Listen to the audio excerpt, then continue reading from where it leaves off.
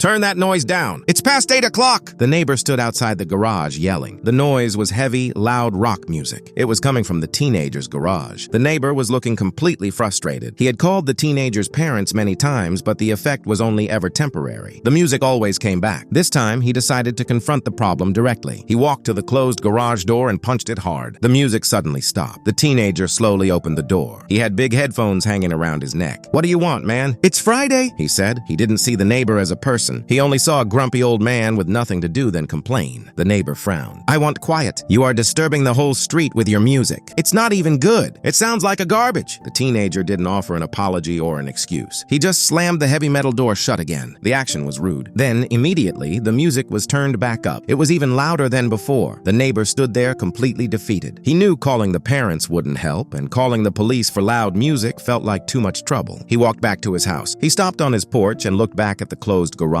door, listening closely to the terrible sound quality. He whispered, "It is good, but it is badly recorded. They have rhythm, but they have no sense of sound clarity." He went inside. The next day was Saturday. The garage was still closed, but it was silent. Around noon, the neighbor parked his old pickup truck in front of his home. He got out, holding a very large, state-of-the-art sound mixing board wrapped carefully. He walked to the now quiet garage door. He knocked gently. The teenager opened the door slowly. He was expecting another argument, but the neighbor wasn't even complaining. He just gave the large black box to the teenager. "What is this?" the teenager asked. The neighbor said, "It's a sound mixing board. A high-quality one. I could hear your music last night." The teenager was still confused. "Yeah? And you hated it?" The neighbor smiled. "I hated the quality. Your rhythm and guitar work are actually quite good. Better than most kids your age, but your sound equipment is terrible. It makes your good music sound like trash." The teenager stared at the neighbor. "How do you know about mixing boards? Are you a sound engineer or something?" The neighbor said, "I used to be. For almost 40 years. I stopped working 10 years ago, retired to this quiet street." He then pointed to a small black and white photo hanging on the teenager's wall. It was a poster of a famous rock band from the 1980s. "I produced that album," he said simply, "and the 2 more after it." He was looking at a music legend, a true professional, not just a grumpy old man. Comment yes if you would do the same.